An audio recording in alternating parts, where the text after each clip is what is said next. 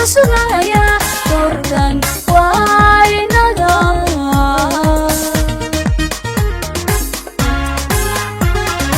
اسكتوني بقول لقد تشايو دانتو ومني مدى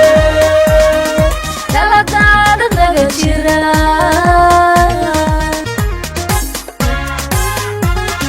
دليارو دليارو دليارو دليارو دلكهنيو دلكو حسنايا دوركن وينغا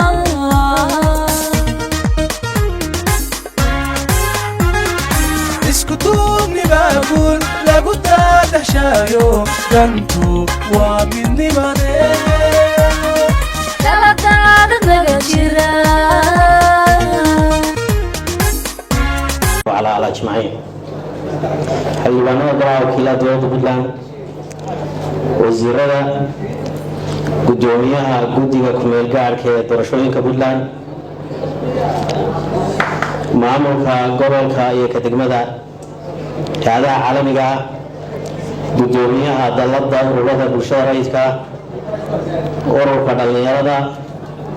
ururka haweenka ciidamada qalabka sida marti sharafta culumadiinta iyo qaybaha kala duwan ee bulshada saxaafadda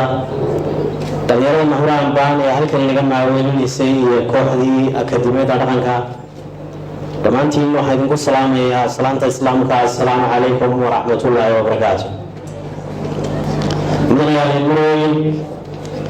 waxaa farxadii ah inaan ka soo qayb galo munaasabadda ballaaran ee xuska maalinta dhalinyarada adduunka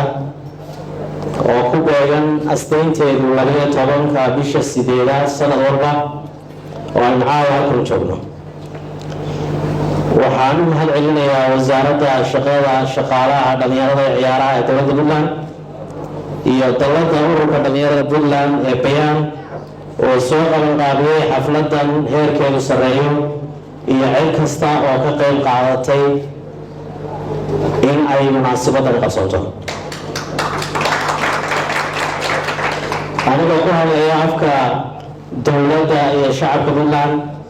waxaan hambalyo iyo bogaadin dirayaa dhammaan dhalinyarada adduunka meel kasta ay joogaan sidoo kale waxaan hambalyo gaar ah u dirayaa dhalinyarada Soomaaliyeed khaasatan dhalinyarada reer Puntland hambalyadaas oo ku aadan munaasabadda weyn ee xuska maalinta dhalinyarada adduunka waxaan si guud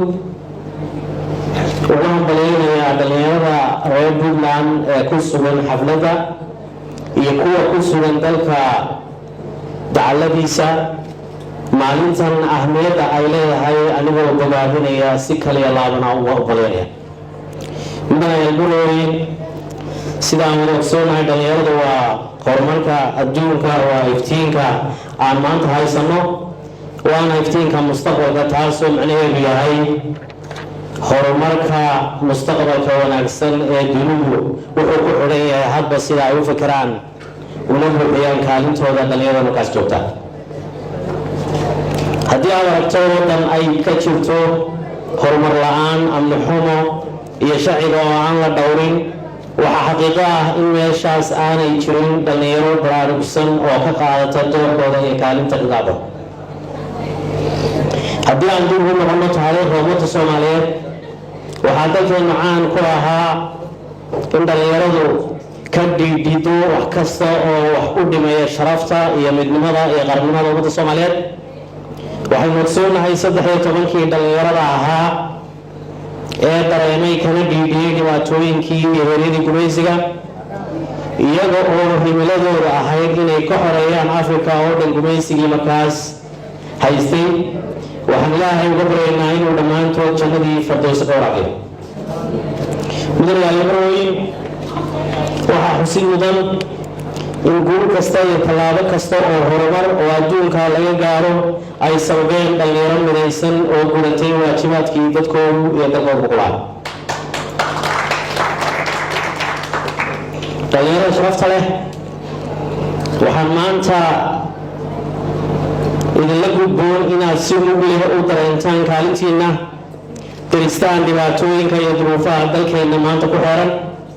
lana timaadaan hankii iyo himilooyinkii dalkeenna loogu soo celin lahaa sharaftii iyo magacii uu adduunka ku lahaa isla markaana horumar waa lagu gaarsiin lahaa waxaynu sanad kasta xusnaa maalinta dhalinyarada Soomaaliyeed 15 May iyo maalinta dhalinyarada adduunka 12 August waxaana loo baahan yahay inaan si is-xusuusino taariikhdii dhalinyarada Soomaaliyeed iyo kuwa caalamkuba hase ahaatee waxaa laga maarmaan ah abaalkii dhalinyarada Soomaaliyeedna aynu ku gudi karnaa inaan ku dayano kaalintii weyneyd ee ay ku lahaayeen qarannimada ummadda Soomaaliyeed lana ilaaliyo sharaftii xornimadii iyo guulihii ay soo hooyeen mudanayaaleyn waxaynu ogsoonnahay in dhalinyaradii ay maanta qaarkood ku mashquulsan yihiin tahriib maandooriye iyo khalkhalgelinta amniga kuwa la rabo inay saxaan dhalinyaradaas waa intiina caawa halkan fadhida iyo intayda la midka ee meel kasta oo dunida ku nool ku sugan kadowr ahaan waxaan ballan qaadaynaa inaan gacan ka geysano wax kasta oo lagu horumarinayo awoodda dhalinyarada oo ku aadan ka qaybgalka siyaasadda iyo abuurista jawi ay dhalinyaradu farxad ugu helaan inay ka qayb qaataan horumarka iyo amniga dalka waxaadna xoggaan u tihiin in dowladda ay ka go-an tahay dardargelinta iyo hirgelinta arrimaha dimuqraadiyadda Puntland arrintaas oo aan uga gol leenahay in la soo saaro awoodda dhalinyarada Puntland fursadna la siiyo inay doorkooda ka qaataan hogaaminta siyaasadda dalka waxaan dhalinyarada ku dhiirigelinayaa inay xoogooda aqoontooda iyo maskaxdooda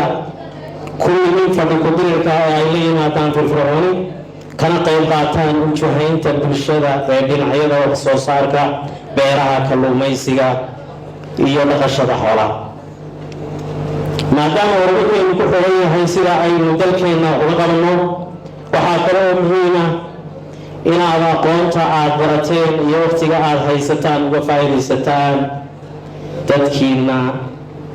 ugana faa'iidaysaan dalkiina una samaysaan bulshada wacyigelin iyo abaabul ku aadan ka qayb qaadashada xoojinta horumarka iyo xasiloonida dalka iyo la dagaalanka musuqmaasuqa iyo qabiilka gabagabadii waxaan bogaadinayaa kaalinta ay dhalinyarada Puntland kaga jirto ka qayb qaadashada horumarka dalka waxaana ugu baaqayaa meel kastoo ay joogaan inay xoojiyaan hawshaas xaqiijiyaan himiladooda annaguna waa idin gacan siinayna haddii la idmo waxaan bogaadinayaa kaalinta muuqata ee wasaaradda shaqada iyo shaqaalaha dhalinyarada iyo ciyaaruhu ka qaadatay horumarinta dhiirigelinta iyo isku xidhka dhalinyarada waxaana ku booreynayaa inay sii laba jibaarto si ay dhalinyaradeedu u hantaan ugana meedhayaan horumarka ay higsanayaan sidoo kale waxaan ku baraarujinayaa wasaaradda shaqada iyo shaqaalaha inay soo celiyaan barnaamijkii ciyaaraha gobolada oo labadii sane ee ugu dambeeyey ay dhalinyarada ku baartooyaan mudanayaaleyn waxaan dhammaantiin leeyahay hambalyo ilaahayna waxaan inooga baryayaa inuu sanadkan sanadkiisa inuu gaarsiiyo horumar barwaaqo dhalinyarada waxaan u rajaynayaa guul iyo mustaqbal wanaagsan anaa ku hadlaya afka dowladda iyo shacabka Puntland waxaan uga faa'iidaysanayaa munaasabadan dhalinyarada inaan u hambaleeyo dhalinyaradii Soomaaliyeed ee Soomaaliya Ameerikaanka ahayd ee guusha weyn ka soo hooyay doorashooyinkii ka dhacay gobolka Minneapolis khaasatan magaalada Minnesota dhalinyaradaas oo dhalinyaro Soomaaliyeed ahayd haddana sidoo kale dhalinyaro firfircoon oo reer Puntland waxaan bogaadinayaa hambalyo u dirayaa Cumar Faatax Jamaal Cismaan iyo Lahaan Cumar oo dhalinyaro Soomaali Amerikaan ah haddana ah Puntland American oo runtii farxad iyo sharaf ay ii tahay inaan anoo ku hadlayo afka dowladda ee shacabka Puntland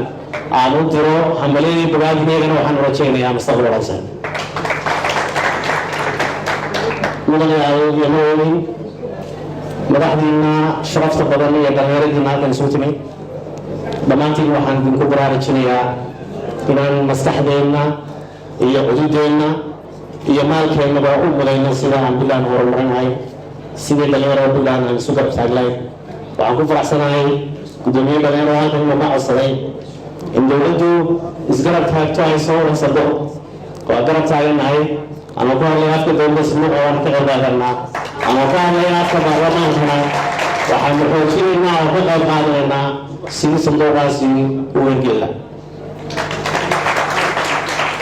golaha xukuumadda hadda jira wasiirada halkaa le waxay sheegeen boqolkiiba 80 inay xukuumaddu tahay dhalinyaro waxaa ogtihiin baarlamaanka hadda jira oo baarlamaankii shanaad ee Puntland markii koowaad 28 dhalinyaro ah inuu yahay baarlamaankii koowaad ee 22 Puntland sano jirtay Soomaaliya